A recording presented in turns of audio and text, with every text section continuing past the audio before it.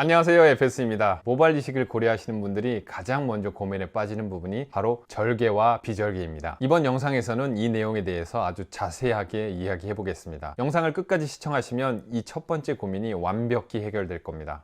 머리 뒤쪽을 절개해서 모낭을 채취하면 절개 방식, 모낭을 하나하나 이런 수술 장비로 채취하면 비절개 방식입니다. 모발 이식 수술 절차를 아주 간단하게 이야기하면, 첫 번째, 머리 뒤쪽에서 모낭을 채취한다. 두 번째, 탈모가 진행된 부분에 이식한다. 참 간단하죠. 절개와 비절개는 채취하는 부분에만 해당합니다. 이식 방식과 관련해서는 다음 영상에서 말씀드리겠습니다. 자, 그럼 어떤 방식이 더 좋을까요? 여러분 각자에게 꼭 맞는 방식을 같이 찾아보겠습니다. 제가 상황별로 두 가지 선택사항을 드릴 텐데요. 이 영상의 댓글창이나 메모지에 선택 내용을 적어주시면서 영상을 봐주세요. 선택하실 준비 되셨나요? 첫 번째, 이마나 정수리 부분에 아주 약간 탈모가 진행되었다. 맞다면 A, 많이 진행되었다면 B라고 적어주세요. 이 사진의 경우 2500모낭, 5000모가량의 이식이 필요합니다. 이 정도보다 상태가 좋다면 A, 나쁘다면 B입니다. 두 번째, 나는 통증을 잘 참는 편이다. 치과 신경치료 정도는 전혀 문제없이 받는다면 A, 많이 아파하는 편이라면 B, 그냥 무조건 덜 아픈 것이 좋다면 B라고 적어주세요. 세 번째, 뒷머리는 이렇게 기르는 편이다. 사진에 나오는 정도로 기르시는 편이라면 A, 짧은 스타일을 좋아하신다거나 가끔 짧게도 하신다면 B입니다. 네 번째, 모발 이식을 위해서라도 삭발은 완전 불가능하고 투블럭도 절대 못한다. 주변의 시선이나 직업상 완전히 불가능하다고 하시면 A, 크게 상관없다라고 하시면 B입니다. 투블럭의 경우 2에서 3주 정도 시간이 지나면 자연스러워지기 때문에 만약 3주 정도 휴가를 내실 수 있다고 하면 B를 선택하셔도 됩니다. 허리나 목 디스크 때문에 잠을 잘 못 주무신다면 A, 문제 없다면 B입니다.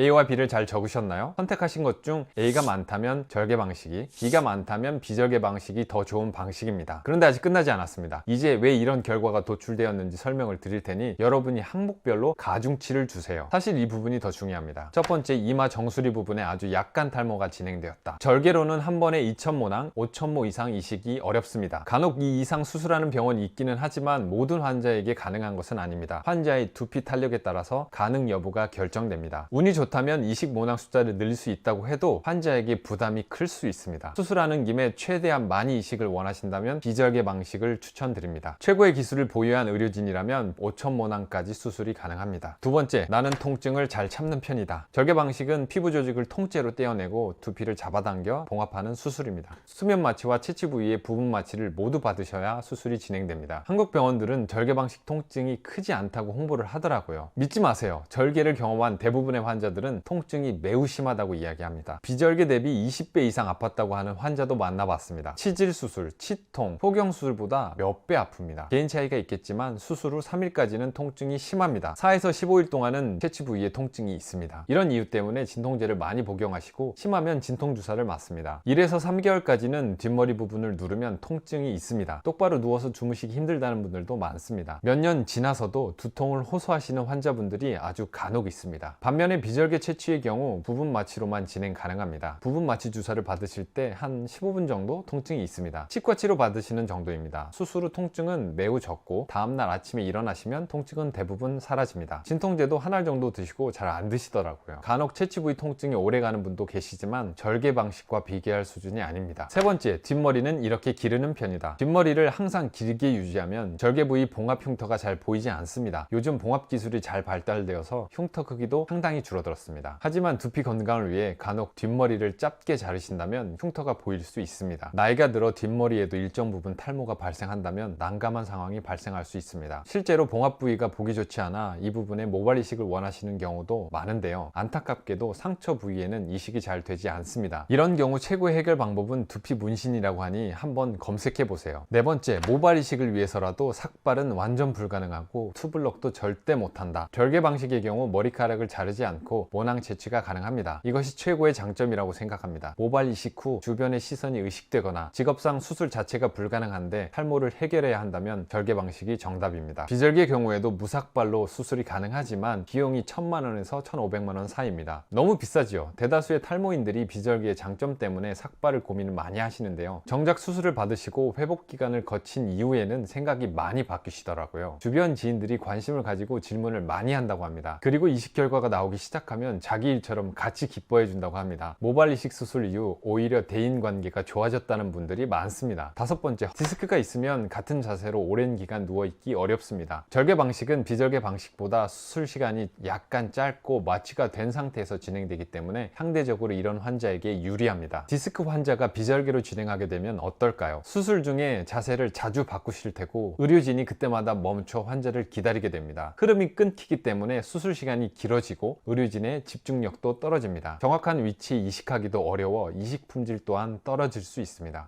영상을 잠시 멈추시고 가중치까지 적용해서 계산해 보세요. 명확하게 여러분에게 맞는 방식을 찾으셨죠? 아마도 비절개를 선택하신 분들이 많을 겁니다. 일부 국가에서는 20여 년 전부터 비절개 채취 방식으로 전환하여 절개 방식은 대부분 사장되었습니다. 하지만 한국은 지금까지도 절개 방식을 많이 사용하고 있습니다. 왜일까요? 다수의 한국 병원들이 안정적인 결과를 양상하는 절개 방식에 안주하고 있기 때문입니다. 비절개가 좋은 것은 알겠지만 이미 정점에 다다른 절개 방식을 사장시키기 싫은 것 겠죠. 절개 플러스 식모기 방식을 사용하면 의사가 참여하는 시간이 현저하게 줄어 병원을 운영하는데 용이한 것도 큰 이유입니다. 비절개는 간호사들의 참여를 줄이고 의사의 참여 시간을 1시간 이상 늘립니다. 이식 품질 또한 의사의 채취 능력에 따라 많은 부분 영향을 받습니다. 의사들이 많이 부담스러워 하겠죠. 그래서 모발 이식 전문 병원이 아니면 비절개는 잘 사용하지 않습니다. 한국은 최고의 절개 기술을 보유하고 있습니다. 일반 성형외과도 어느 정도 성과를 보여줍니다. 하지만 평균적으로 비절개 방식은 특별히 탁월하지는 못합니다. 다른 국가들 대비 경력이 길지 않기 때문입니다. 한국에서는 비절개 경력이 10년이면 광고가 되더라고요. 이스탄불에서는 일반적으로 비절개 경력 15년이 넘습니다. 이곳에서는 비절개로만 많은 수술이 있다 보니 경쟁이 되어 가격 또한 많이 내려갔습니다. 생착률은 절개와 차이가 없어진 지 오래입니다. 한국도 병원이 수술하기 편한 방식이 아닌 환자가 편안한 방식으로 전환되기를 기원해 봅니다. 이런 모발 이식 관련 영상이 계속되기 원하신다면 좋아요와 구독 부탁드리겠습니다. 끝까지 봐주셔서 감사합니다. 그럼 안녕.